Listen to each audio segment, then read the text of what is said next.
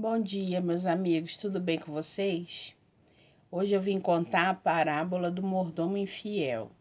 Jesus estava contando essa parábola para os discípulos e para os fariseus que estavam ali presentes também, e eram pessoas gananciosas, pessoas exploradoras, pessoas que colocavam cargas desnecessárias nas costas dos outros. Ou seja, apesar de toda a religiosidade, eles negligenciavam no amor, na justiça, na misericórdia, né?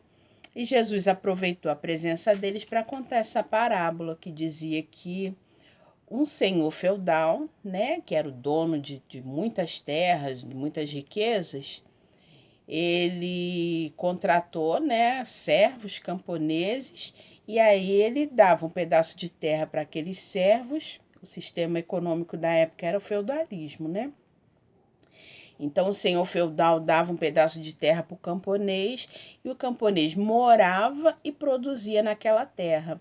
Só que grande parte do que ele produzia ali ficava como riqueza para o dono da terra. E o camponês continuava pobre e sempre endividado, sempre, né, as taxas exorbitantes que eram cobradas a ele. E aí esse administrador, esse mordomo era infiel, porque ele estava dissipando a riqueza desse senhor feudal. E aí quando isso chegou no ouvido do dono das terras, ele foi despedido, né? Ele falou, olha, apresenta aqui a sua administração, porque a partir de agora você não trabalha mais para mim. E aí ele ficou pensando, olha, eu não posso cavar. Mendigar eu não posso porque eu tenho vergonha. O que vai ser de mim? Aí ele teve a ideia de chamar todos aqueles camponeses que estavam devendo uma grande quantia e ele cortou essas dívidas, né? A porcentagem, talvez até que ele ia tirar por fora por ser infiel, ele cortou. Então ele fez um ato de justiça com esses camponeses, né? Apesar da intenção dele, né, não ser muito louvável, né? Porque ele estava pensando em depois em receber a ajuda dessas pessoas. Mas em todo caso ele acabou no meio daquele cenário de injustiça, ele acabou fazendo justiça. E Jesus usou essa parábola para dizer que, né, o dono da terra acabou elogiando esse mordomo, né, por causa da astúcia dele, por causa da prudência dele em pensar no retorno. Mas Jesus usou essa parábola para dizer que em todo tempo nós investimos para a eternidade. Os nossos atos, os nossos pensamentos, né? Todas as nossas obras, elas vão ser apresentadas diante de Deus e elas vão passar pelo fogo. Então, o que for ouro, prata, pedra preciosa, ela vai permanecer, são tesouros incorruptíveis. Agora, o que for palha, o que for papel, o que for consumido pelo fogo, vai desaparecer, ou seja, em todo tempo nós estamos investindo no que nós vamos colher na eternidade, né? Ou galardão ou condenação, né?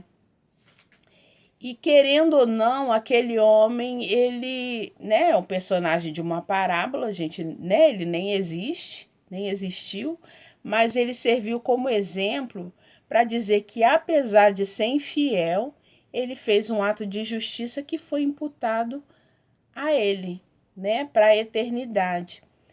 E aí você vai dizer, ah, mas Jesus elogiaria um homem infiel, um homem que estava roubando o patrão? E aí eu vou te dizer, Paulo falou que a lei, ela é boa, a lei, ela é dada por Deus.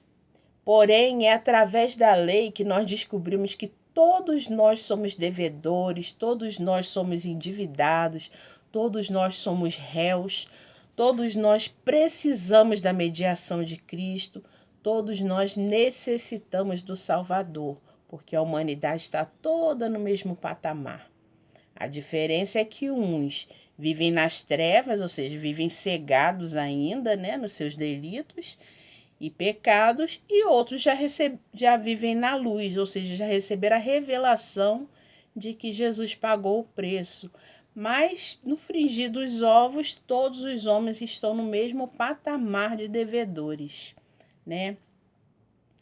Então, todos nós que estamos passando pela terra, estamos investindo na eternidade. Muitas vezes os filhos das trevas, né, esses que vivem a cegueira espiritual, eles praticam mais atos de justiça, de amor, de misericórdia, do que nós que já recebemos a revelação e muitas vezes vivemos como se nunca fôssemos prestar contas a Deus das nossas obras, né? Então, a parábola termina dizendo, né, Jesus dizendo a esses homens, que os fariseus, né, que estavam ali ouvindo ele, que ninguém pode servir a Deus e as riquezas ao mesmo tempo, né? Porque eles justamente eram religiosos que diziam servir a Deus, porém ali, enquanto Jesus estava contando a parábola, eles estavam debochando, que para eles era algo impossível amenizar a dívida de um camponês, né? E o que aquele mordomo infiel fez foi mais ou menos o que Zaqueu fez, né? Zaqueu era um cobrador de impostos que, quando ele recebeu a graça de Deus em casa, né? Jesus se hospedou literalmente na casa dele. Ele se converteu, fez contato com a pessoa que ele era e a partir dali ele devolveu, né, a todos aqueles que ele cobrava impostos exorbitantes, ele devolveu até de forma multiplicada, ou seja, atos de justiça, que a pessoa, quando recebe a revelação de Deus, ela se conserta, ela passa a ser melhor a cada dia. E esse deve ser o nosso propósito, né? Muitas vezes as pessoas recebem a revelação, mas continuam mais do mesmo, né? E isso não pode acontecer, esse comodismo não pode acontecer, porque um dia nós estaremos na eternidade apresentando diante de Deus as nossas obras. Tá bom, meus queridos? Bom dia para você.